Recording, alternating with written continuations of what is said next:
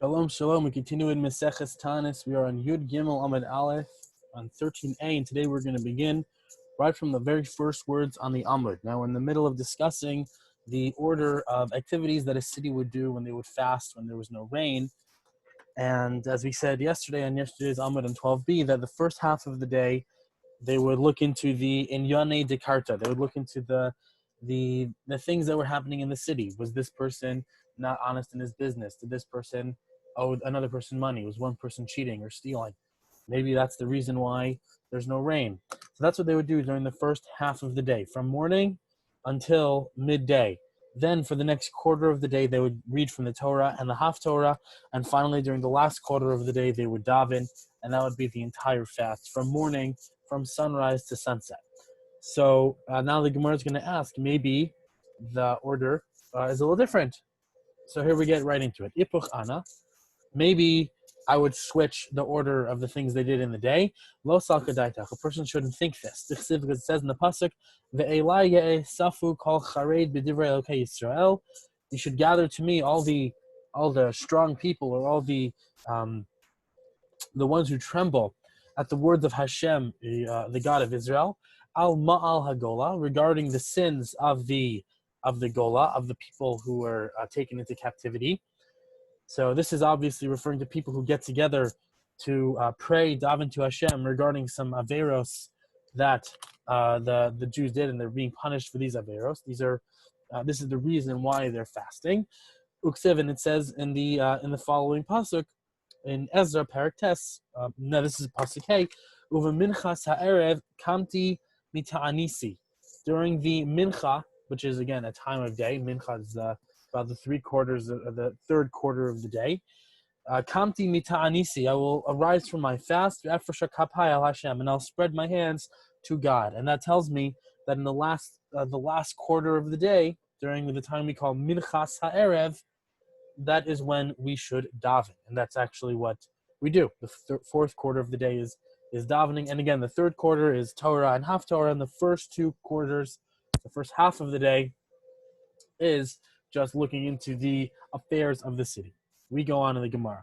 Amar Rafram Bar Papa Amar Rav Chizda Kol Shehu Mishum Avel, any fast which is fasted because of some kind of mourning, which means Tisha B'Av or Asara B'Teves, these kinds of Tzom Gedalia, fast that we fast because of mourning, not Taanis Esther, but the other, and not Yom Kippur. So the other four fasts, Shivasar B'Tammuz, Taanis Esther, Shivasar B'Tammuz, Tisha B'Av, Asara B'Teves, and Tzom Gedalia, those four fast days.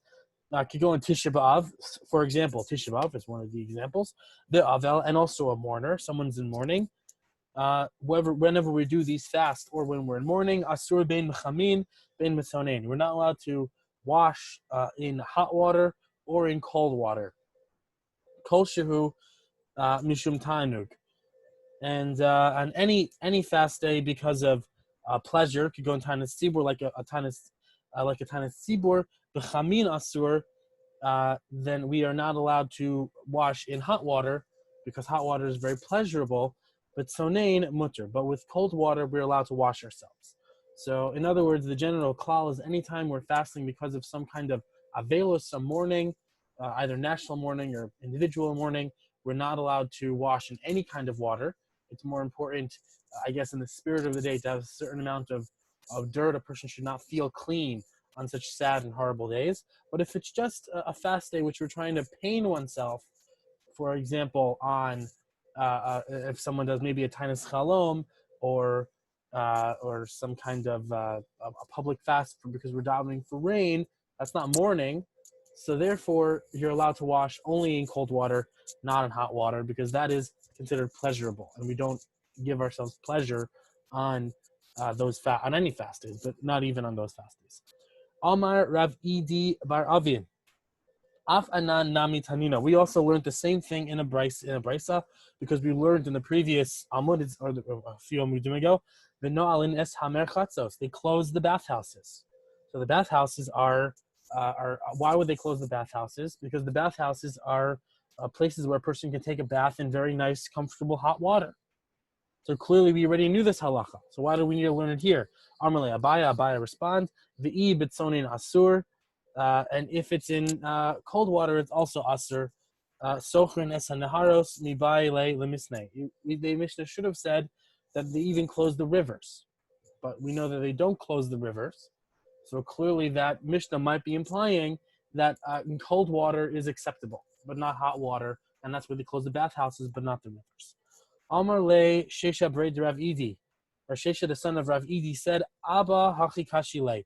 This is the difficulty of my father. Remember, the first opinion was said by Rav Idi and Rav Idi bar Avin, as we saw up here, and then Abaya answered. Now Rav Shesha, the son of Rav Idi, is going to defend his father's question. Defend it from Abaya. Abba hachi kashile. This is what my father was worried about. Michti. So let's see. Tanan, we learned in a Mishnah, Asur berachitza, we're not allowed to wash oneself.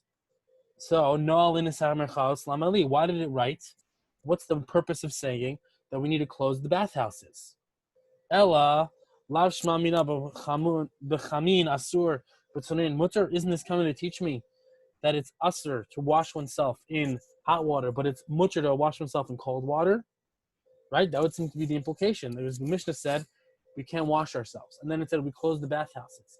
So shouldn't I put the two together to kind of imply that rechitza, washing oneself, is only acceptable? There's only unacceptable if there's hot water, but if there's cold water, it should be okay. So lema misayeh le, maybe this supports the following teaching of Rav Chizda, who said, Kol chayve tvilos, anybody who needs to be tovel themselves for whatever reason, tovlin kedarka. They can tovel themselves in the usual way, whether in hot water or cold water, doesn't matter. Bein b'Tisha B'av, bein Yom Kippur. Even on Tisha B'av, even on Yom Kippur. So b'mai, what kind of water are we referring to? Ilema b'chamin. If we say in hot water, tefila b'chamin meika. Who even heard of such a concept of being tovel in hot water? Why? Because she'uvim nidhu. That's mayim she'uvim, or drawn water. Now, for a mikvah to be a kosher mikvah, it has to be in water which was not drawn out of a natural source. It needs to be water that's within a natural source or diverted from a natural source. It can't be physically drawn. You can't take buckets out of a lake and dump it into a pool, and that's not a kosher mikvah. So the only kind of water that could be heated during the time of the Gemara was water which was what we call mayim she'uvim, drawn water. Therefore, there was never a kosher mikvah in hot water. So when they said that you can be tovel, you can tovel yourself in the usual way on Yom Kippur and on Tisha B'av, clearly you're being tovel in cold water. So Ella, lav b'tzonein, isn't this referring to cold water? The chayve tvilos in, and so people who need to tovel themselves, they can go into cold water and in a shachrin alo, and therefore another person can't. So that's the clear implication of all these halachos, that the only possible way that a person is allowed to go into even cold water on Tisha B'av or Yom Kippur or on another fast day is if they need to tovel themselves for some mitzvah. That is the implication of all of these sources coming together, would seem to be. Amar Rav Chana bar Katina, lo nitzracha ela l'chamei Tveria. I needed to learn this halacha because of Chamei Tveria. Chamei Tveria, if you ever went to there are hot springs in the city of Tveria and in Eretz Yisrael, and these are naturally heated hot water. So the question is, what about Chamei Tveria? Can a person be tovel in Chamei Tveria on a fast day, on Tisha B'av? It could be a very comfortable, it's like a sauna. You know, you could go in the water and have a nice, comfortable, hot bath. Is a person allowed to do that if they need to tovel themselves? So it seems to be yes, that a person can tovel themselves according to the halacha we just learned from Rav Chisda, that kedarkan, they can go in and be tovel themselves in the way they usually do it. They go in Chamei Tveria, then you can do that even on a fast day. If that's true, Ema Seifa, let's look at the end of that Mishnah. Amar Rav Chanina Sigan HaKohanim, Kedai hu beis Elokeinu, that the house of our God, meaning the Beis Hamikdash, it is worthy la'aved alav tvila pamachas b'shana, to forego, to destroy, or to not go to be tovel themselves one day a year. Meaning it's better that just for the to properly mourn the Beis Hamikdash, better not to go to do tovel just the one day a year. The amr b'tzonin mutter, but if you say in cold water it's mutter, then yerachitz b'tzonin.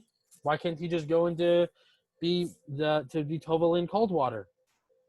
Seems to be that the Mishnah is telling us that better one day a year not to even be tovel in cold water.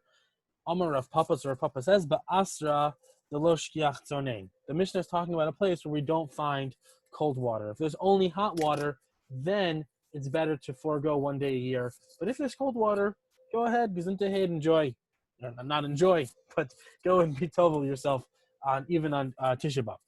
Tashma, come in here. Kisha amru asr b'melacha. When we said before that it's forbidden to do melacha on a fast day, lo amru ela bayom. It's only referring to the day. Aval b'layla mutter. But at night, meaning the night before, which is halachically part of the same day, mutter, it's permitted. Ukisha amru asr b'nilas hasandal. When we said it's asr to wear leather shoes, lo amru ela be'ir. That's only referring to inside the walls of the city. Aval b'derech mutter. But if a person is traveling, he's allowed to wear shoes. So okay, it said, how can you do this? Yotze l'derech noel. When he goes out to travel, he puts on his shoes. Nichnas la'ir choletz. And when he enters the city, he removes his shoes. Ukesha amru asur b'rechitza. When we said it's forbidden to wash oneself, lo amru ela kol gufo. It's only referring to washing the entire body. Aval panav yadav v'raglav. But the hands, the face, and the feet, mutter. That's permitted. V'chein atamote b'menuda. That's also what we find. The same halacha applies to someone in cherem and a mourner. Someone in cherem who has been excommunicated for whatever reason by the Beis Din, or an avel, a mourner, is also allowed. These people are allowed to wash their hands, feet, and face. My lava kulu, doesn't this apply to all of the previous restrictions? Uvamay askinan, and what kind of mayim, what kind of water are we dealing with? If you talk about hot water, the person is allowed to wash themselves, get a nice, refreshing, warm water on their feet, water on their hands, then panav yadav raglav misharu. Who would allow someone to wash their face, hands, and feet, even with warm water? Rav Sheshes said, Avel, that a mourner, asr lahoshit etzba'o b'chamin, is not even allowed to dip his finger into hot water. So isn't this talking about cold water, that a person is only allowed to wash their hands, face, and feet on these days in cold water? Lo, not the case. La'olam b'chamin, we're referring to hot water. And regarding the problem that you raised, which is a good problem the Gemara raised, we find the same thing regarding an excommunicated person and a mourner. Ash'ar akari. And it's referring to the other restrictions, meaning doing malacha, wearing the shoes, and the other ones, but not bathing. Bathing is different, as a different story. Tashma, come in here. Damar Rav Abba HaKohen Mishum Rav Yossi HaKohen. One Kohen quotes the name of another Kohen. That's interesting. I don't know if I ever saw that before. But anyway, Rav Abba the Kohen said in the name of Rav Yossi HaKohen, Ma'aseh Mesu Banav Shel Rav Yossi ben Rabbi Chanina. There was a story where the sons of Rabbi Yossi, son of Rabbi Chanina, died. And he washed in hot water all 7 days. Now we're going to discuss this for a short while, and in the end we're going to see why he was permitted to do this. And he had a special case, a special reason, and we'll get to that, I think, tomorrow. But nevertheless, we're going to continue.